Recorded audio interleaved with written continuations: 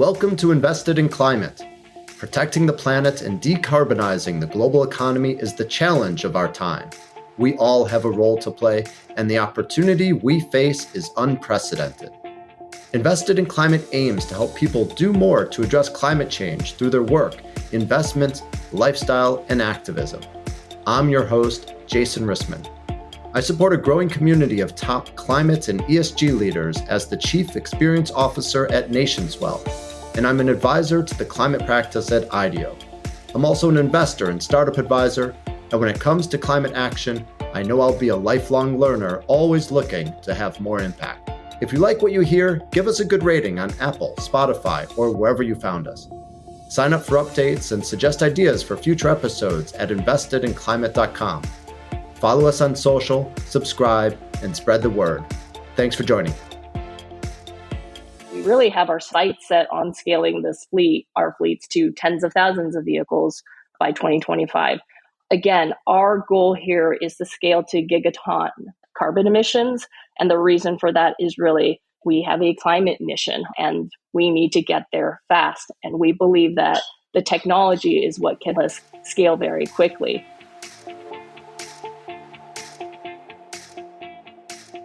Hey everyone, as you know, the EV revolution is well underway, and we're clearly in the midst of a massive transition away from gas-powered cars.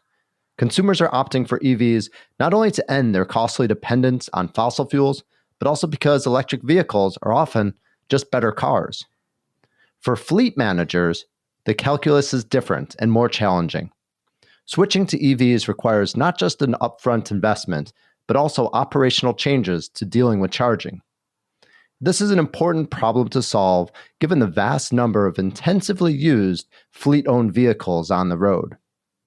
To explore this issue, we're joined today by Tenny Toyer, co-founder and chief product officer of Spring-Free EV, a startup that provides EVs as a service to fleet managers across the U.S., as well as one of her investors, Rob Day, partner and co-founder at Spring Lane Capital. Don't be confused by the names of Spring-Free EV and Spring Lane. They're two separate companies, but they are united by their shared excitement for the enormous opportunity to electrify vehicle fleets. We talk about the size of that opportunity, Spring-Free's products and traction, how EVs can transform fleets from depreciating assets into revenue opportunities, and much more. So buckle up, sorry, had to go there, and enjoy. Tenny and Rob, welcome to Invested in Climate. So great to have you here today. Thanks for having us. Hi, Jason. Thanks for having us both. Yeah, excited for this conversation. Where are you each dialing in from? So I'm dialing in from the Bay Area, Silicon Valley in California. Oh, fantastic. Not too far from me. I'm in the East Bay. Rob, I think you said you're in Boston. Yeah, that's right. Where it's actually for once sunny today. Great. And have you two met before? I believe you have. Yeah, of course. Definitely. You go way back. Great. Well, very excited for this conversation. We're here to talk about the electric vehicle landscape, and you both have expertise in this in different ways, and so excited to pick your brains. Tenny, kick us off. I'd love for you just to start by telling us how you see the market and the need that Spring-Free EV is filling. Sure. So I see the EV market growing rapidly, becoming increasingly more competitive. There's a new range of players entering the space. We see EVs as a potential solution to climate impact and an important factor in decarbonizing the transportation sector. So the market today still faces some high challenges, including upfront purchase price, which remains the number one barrier to EV adoption today, followed by battery range anxiety and charging concerns. Also, today, the existing grid infrastructure is not fully equipped to support large-scale deployments of EVs. So our goal at Spring-Free EV is to accelerate the EV adoption by filling the market really in three ways. So first, we have created a unique pay-per-mile financing lease product offering, which significantly reduces that upfront cost of EVs.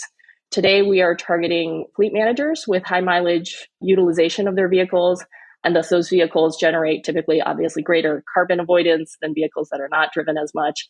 Second, we connect capital providers or investors with fleet managers looking to convert their fleets to EVs. And we have designed some innovative capital and financing structures that take advantage of tax incentives and also generate profit and returns on those cash flows from the lease. And then finally, third, we are embarking on some scalable technology and building out a platform to deploy tens of thousands of EVs over the next few years. And so these vehicles that are deployed as part of this platform are not only expected to generate millions of tons of CO2 savings over the next 15 years, but also leverage the telematics and the connected EVs with the hope to contribute to grid stability and future support of renewable energy resources through the concept of a virtual power plant. Fantastic. There's so much, though, that I'm going to want to dive into and really get into the nitty-gritty of how it works. But first, let's zoom out, because I think many of our listeners probably don't know that much about commercial fleets. And so I'd love just to understand more about it, particularly the size of the market, what kinds of companies have fleets, how fleets' driving habits might be different than consumers, and really, why is this the market that you're focused on? Commercial fleets, they really refer to just a group of vehicles that are owned or leased by businesses or organization companies for different purposes: delivery, transportation, services. And the size of the commercial fleet market is substantial. It includes fleets ranging from small businesses with just a few vehicles to really large corporations or companies with thousands of vehicles. Companies are really across a lot of industries like logistics, transportation, rental service, real estate, and then last mile delivery often have fleets as well. And so the fleet driving habits differ from individual consumers, as fleets in commercial often accumulate higher mileage due to their business operations, and they might require different financing options and leverage more technology through telematics that are really tailored to their specific needs. So we've been operating for almost 2 years now, and we've found that different fleet companies, commercial fleet companies, also have really different goals and pain points. So for example, some rental services, they really want to maintain a diverse fleet of really high-end models and really flexible booking options, mostly to cater to their variety of customer needs. But then others want reliable, affordable vehicles because their customers might mainly be gig economy workers.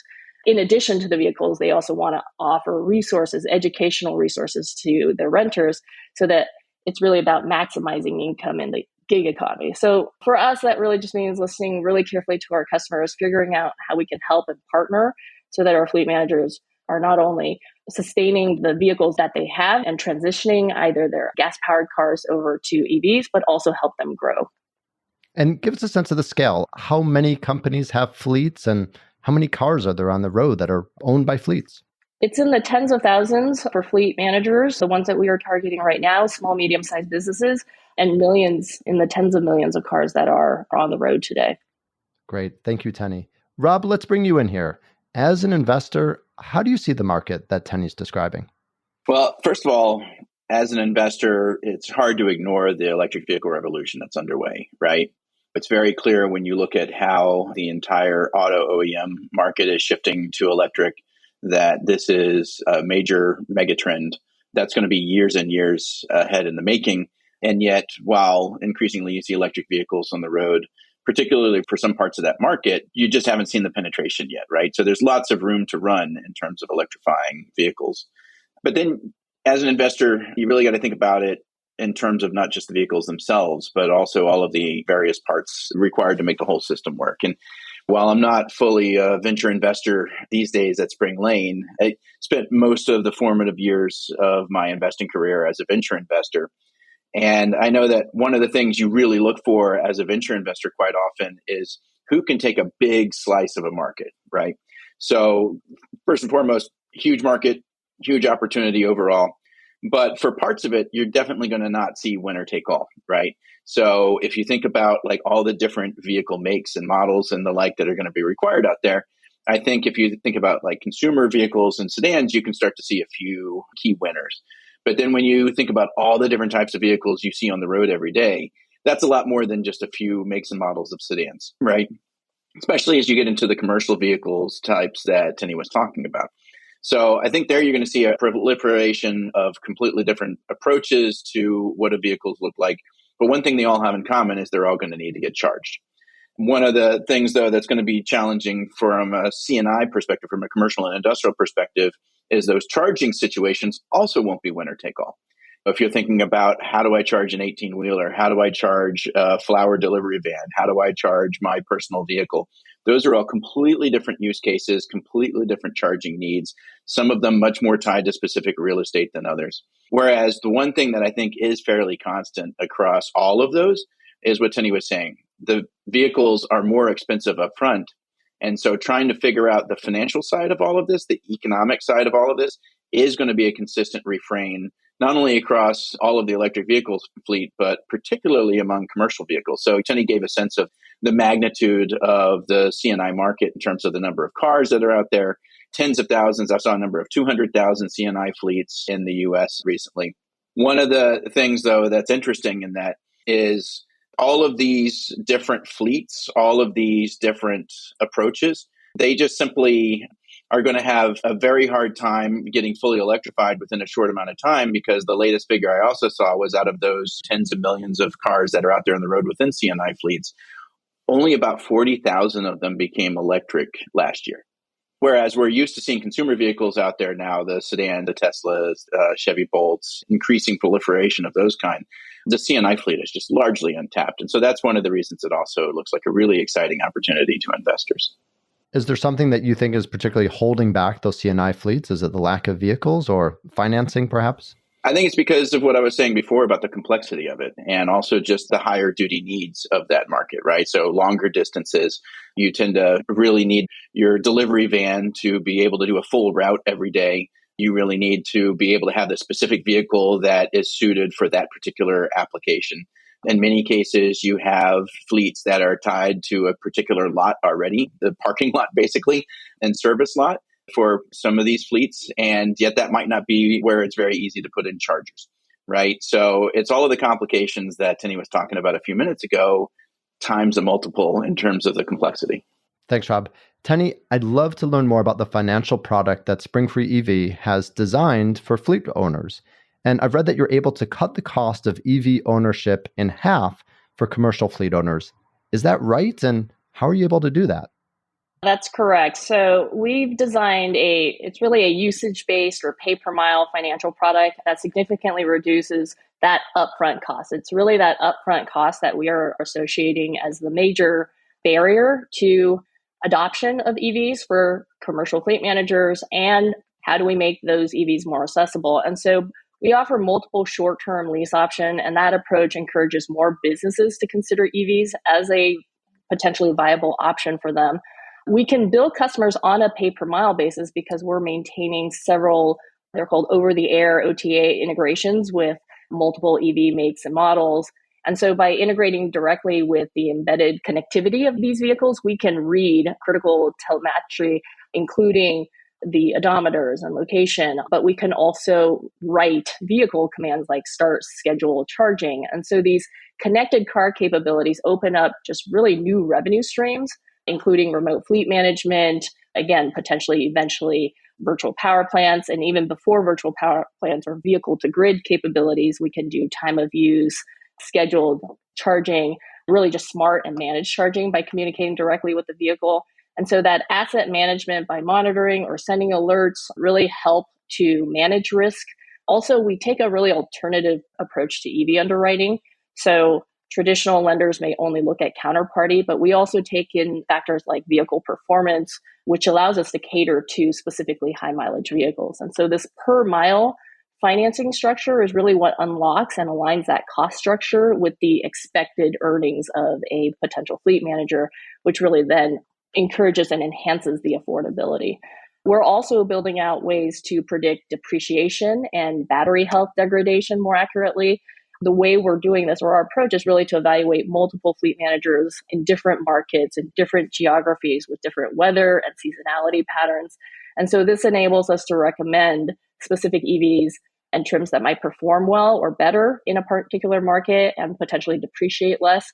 Over time, our goal is to build a robust data set of these highly utilized vehicles across geographies and, to Rob's point earlier, different charging profiles, and build out these different charging profiles so that ultimately our platform can be seen through the financial model by taking different ways of leveraging software to scale and provide accurate billing and, again, the real-time fleet management and remote controls, which is really intended to reduce both the cost and increase profit margins for a fleet manager so that they can continue to grow.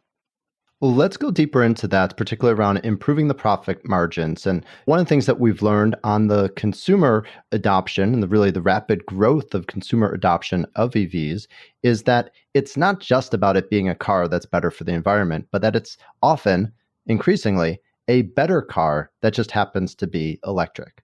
And I'm really curious, as you are learning about the adoption of EVs for fleet managers, are EVs the better car for them? And I think it's a holistic picture of not just the driving experience, but seemingly the entire business case. I'm really curious about how EVs may or may not be yet ready to sort of take that title as the better car.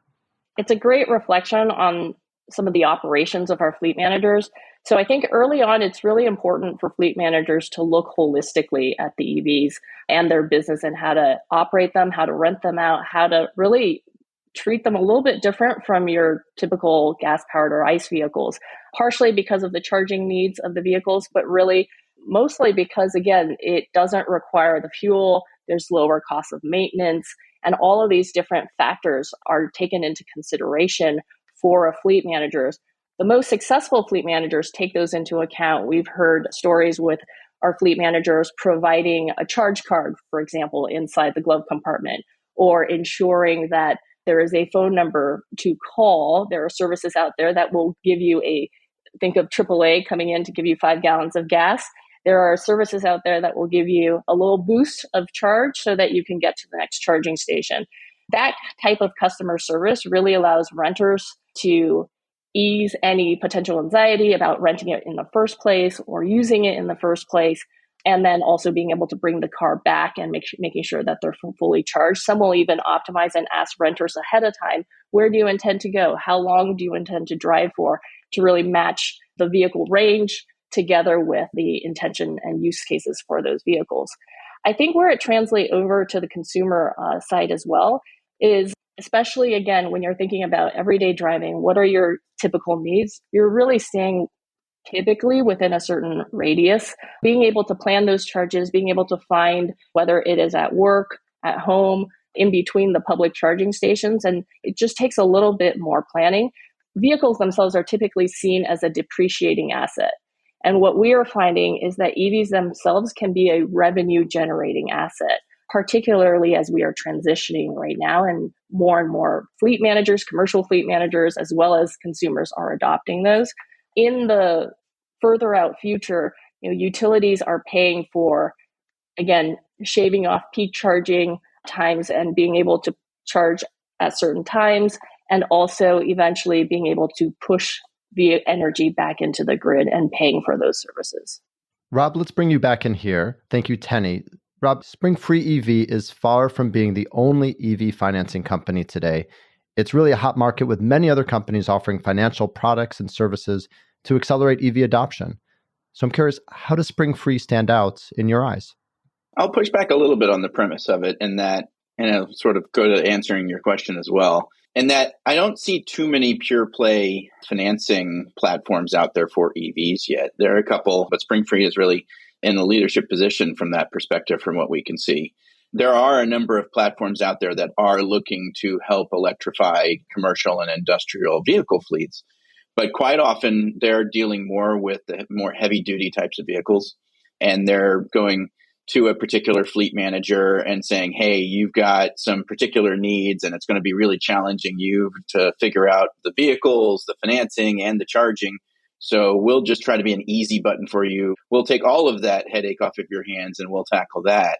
What you pretty quickly see, though, is those companies become charging installers, right? The financing may not be particular to that fleet, but certainly the vehicles end up being that. I've seen, for instance, like shuttle bus fleet managers, like I described before, like 18-wheelers, whether it's for drayage or for long haul.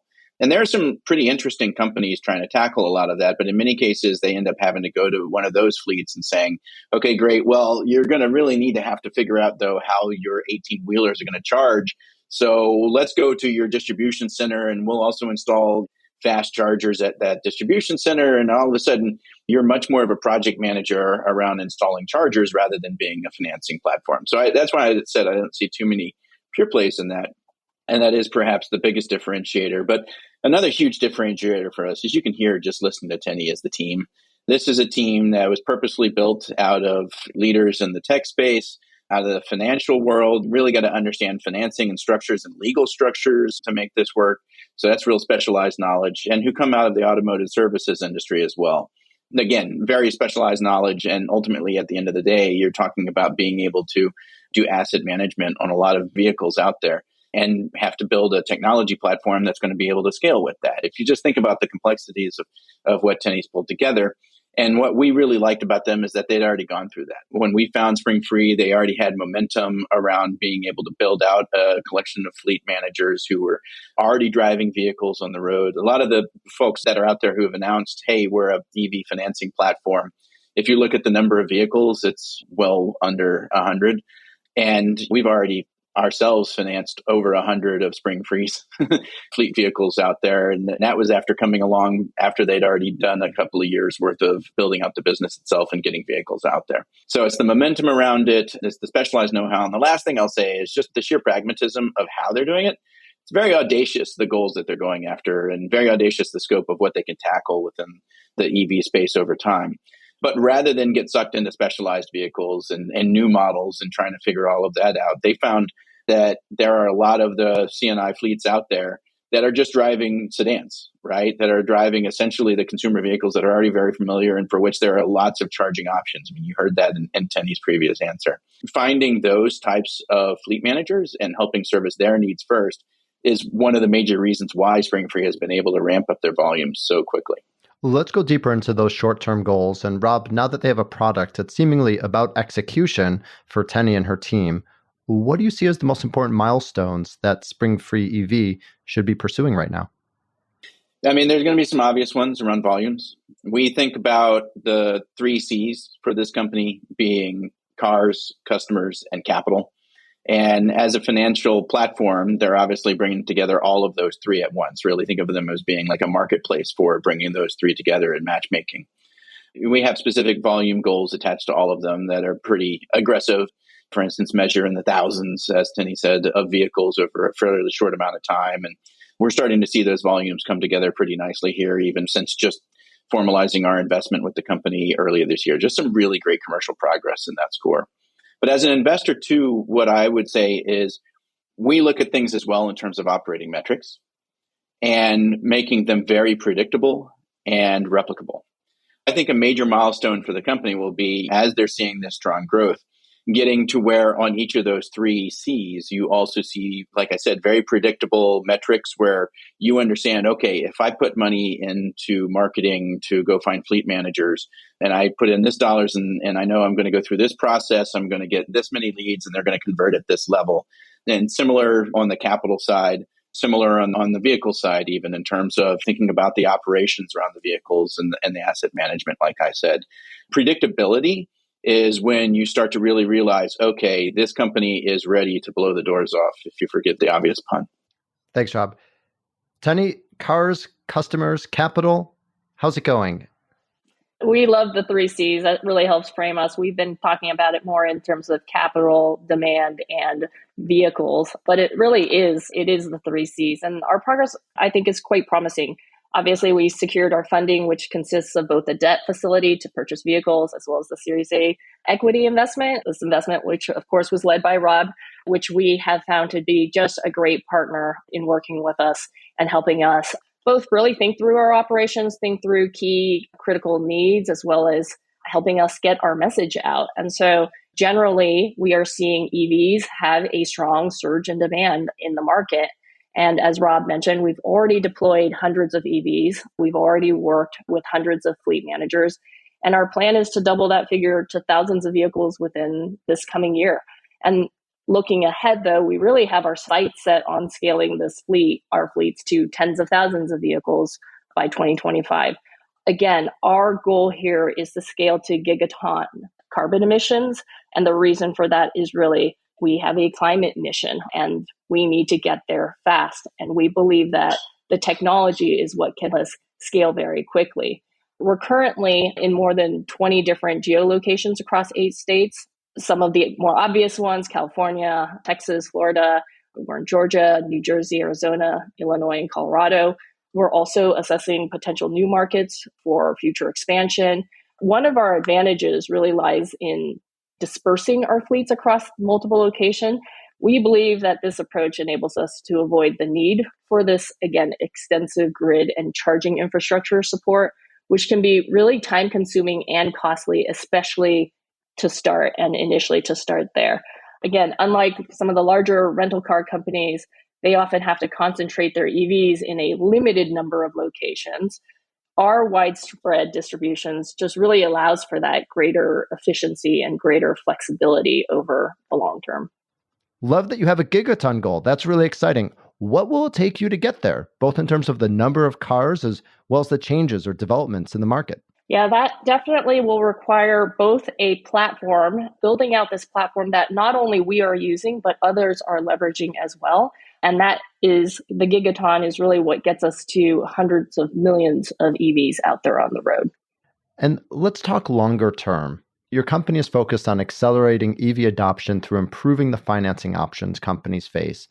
But at a production level, EVs are steadily replacing internal combustion cars, with more makes and models launching every year. How will your role change as EVs become ultimately the only choice for fleet owners? I think as EVs become the dominant choice or the only choice, we have an opportunity to become a comprehensive solution where we're addressing the specific needs of fleet management in the EV industry. Our, again, financial product offering, I know we will continue to improve, we'll continue to expand to different solutions for fleet owners as they acquire and manage their EV fleets. This might include flexible lease structures, some of the structuring that Rob spoke to earlier, customized financing plans, partnerships, potentially partnerships with financial institutions that could provide competitive rates and simplify the financing process. For our EV financing programs, we really, again, consider all these different factors, such as the battery health, software updates, charging infrastructure, in addition to traditional underwriting criteria like credit score, business income. This comprehensive approach is really what ensures a better understanding of both the opportunities, the potential revenue streams, and the unique risks that are associated with EV financing. And that will allow us to offer these tailored and customized solutions. I also think that as EVs become the only choice, our role will also be to build and look at different tools specifically for EVs. And that will be built over time. And we are already embarking on that today. Features such as range optimization, charging schedule, battery health monitoring, predictive maintenance. These capabilities can really help fleet owners or even consumers maximize the efficiency and minimize downtime, really to optimize the overall performance of an EV.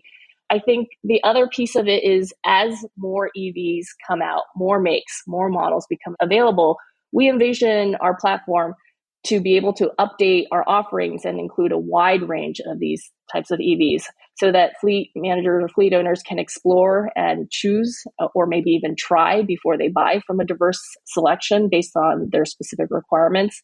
And then eventually charging will be important, and our platform may end up collaborating with different charging networks so that we can provide integrated financing solutions that includes charging or includes insurance or includes maintenance. And so it really is about what is the value add of a entire ecosystem and how do we integrate the different tools, the different services that they may already be using or enhancing those services to, again, access whether it's the real-time charging data or locate nearby charging stations, or really just, again, managing their charging needs really seamlessly for their business.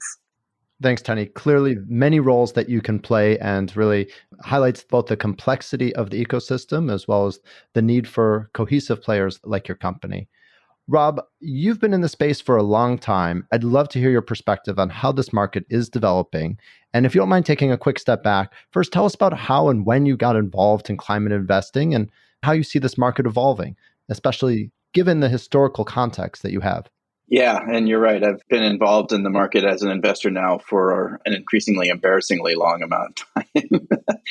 I basically started out my career at an environmental economics think tank. I tell people all the time, I'm a climate guy who found himself in an investing role, not the other way around. My job at the environmental economics think tank, which was the World Resources Institute, still a great institution. Everybody should check out their work. But my job was to go out there and actually not be an economist, but to instead work directly with large companies, helping them figure out how they could make more money by viewing the world through an environmental sustainability lens. Essentially getting paid in case studies to then propagate out throughout the rest of the industry, try to get more companies to do the same thing. I came away convinced of a few things. First of all, I was surrounded by very smart economists and could see a lot of these cost curves and the like coming down. I was also surrounded by a lot of folks who were tracking data on climate and other environmental issues. And so you could see just the looming need for massive economic transition. And then in my work with big companies, I came away feeling like, hey, the profit motive is real, is going to drive a lot of this. You've got to get the business world on sides. And there I was at a nonprofit. So I decided to go off to business school to figure out how to become a clean energy entrepreneur. Came out of business school at a spectacularly bad time to be an entrepreneur of any stripe. So did a little stint in management consulting before then leaving that to go figure out how to join a clean energy startup. And I figured a good place to figure out which startup to join would be to do some consulting work for a small venture capital firm focused on the sector, because then I would see lots of companies, right? And that actually turned into an actual full-time role as a venture investor. So along the years, I've done early stage, growth stage, project capital, and deployment capital. Well over a decade ago now, started working with my two partners at Spring Lane, actually within a single family office. And then a few years back, we spun ourselves out to form Spring Lane Capital, and now we're on our second fund. So how do I think the market's doing overall throughout that entire story arc? It's been amazing to watch the ups and downs. So if you think through all of that story arc, I got to see the so-called clean tech bubble in the mid 2000s, which if you look at the data is now just being completely dwarfed by the capital that's coming into the sector, which is awesome to see. But I also get to see the 2010s when this was a completely out of sector favor. You and I were joking before the show that while I've seen some successes as an investor, I think my biggest success as an investor is simply still being an investor after all of that. So it's just really, really encouraging now to see. I mean, for a long time, you're kind of going against the headwinds, public sentiment, and in many cases, economics. But now, as you can hear, like electric vehicles is just a great example. You were talking about it yourself with your questions.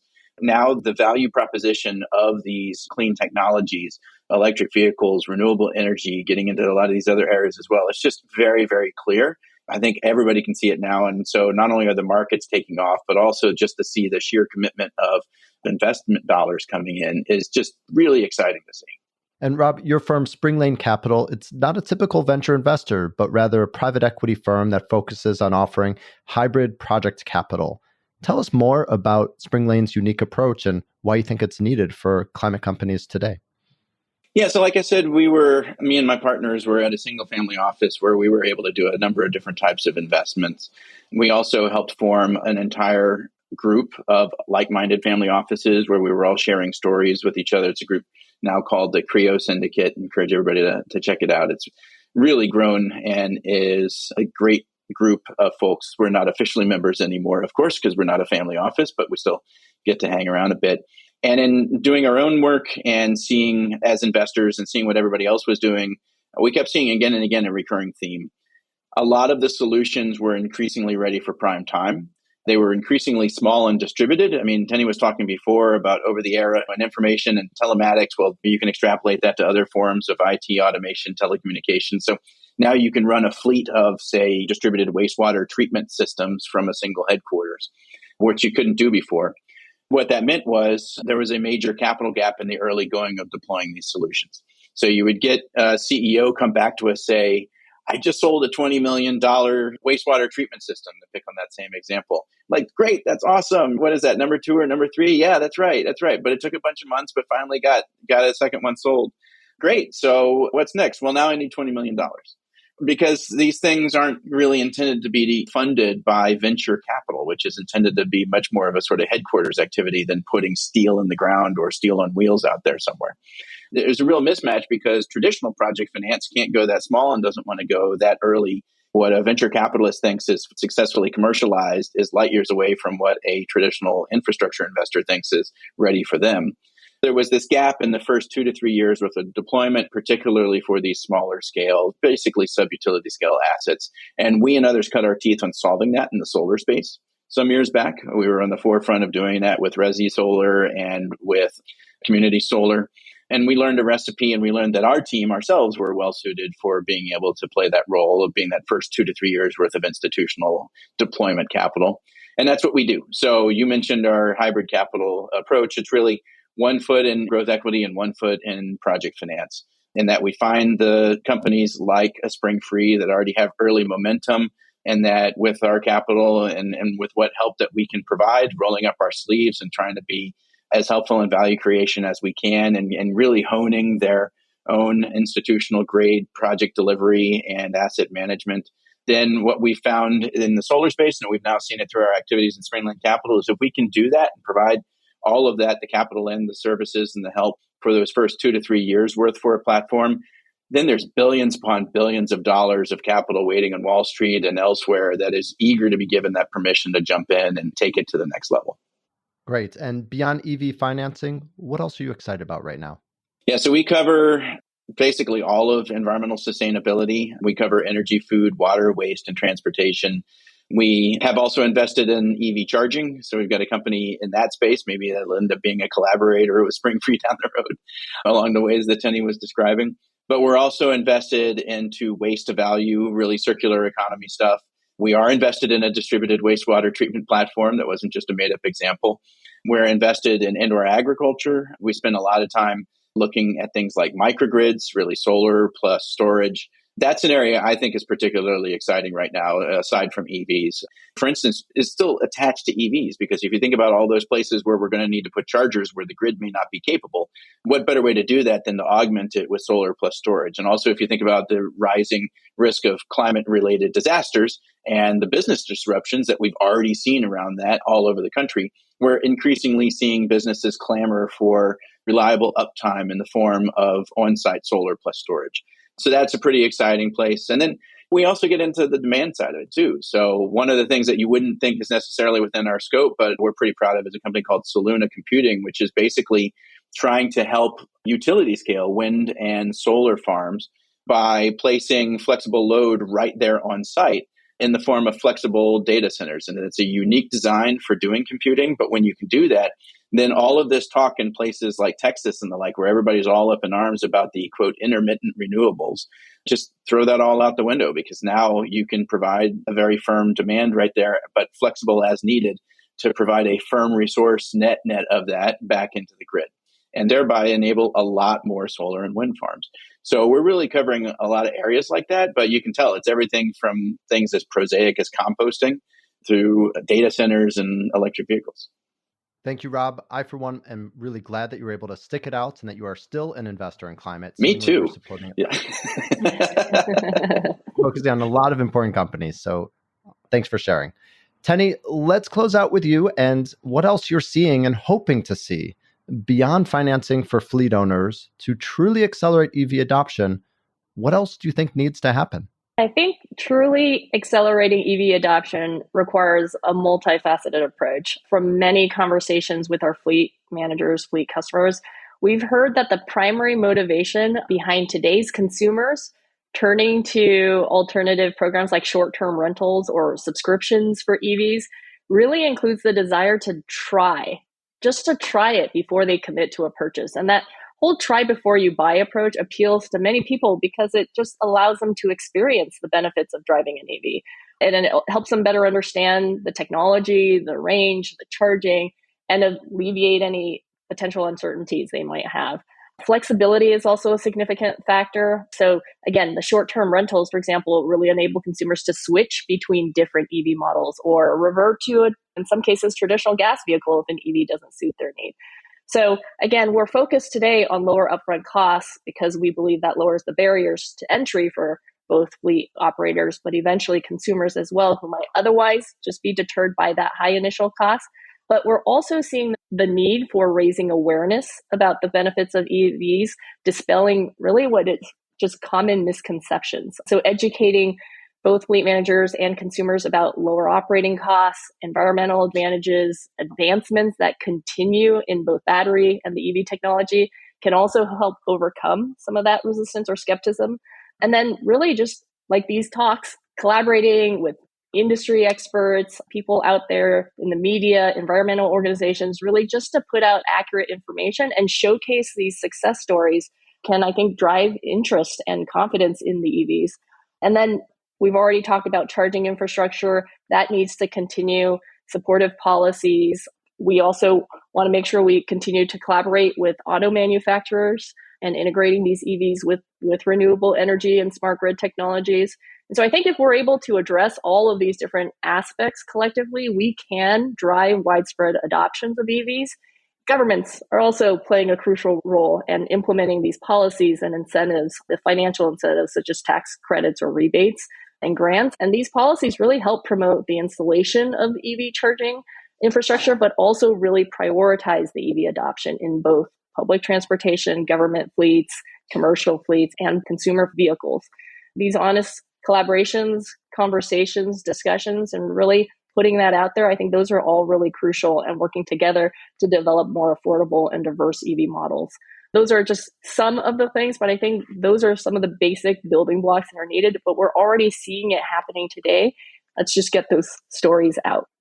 Tenny, Rob, thank you so much for your time today. Best of luck with all the important work that you're doing.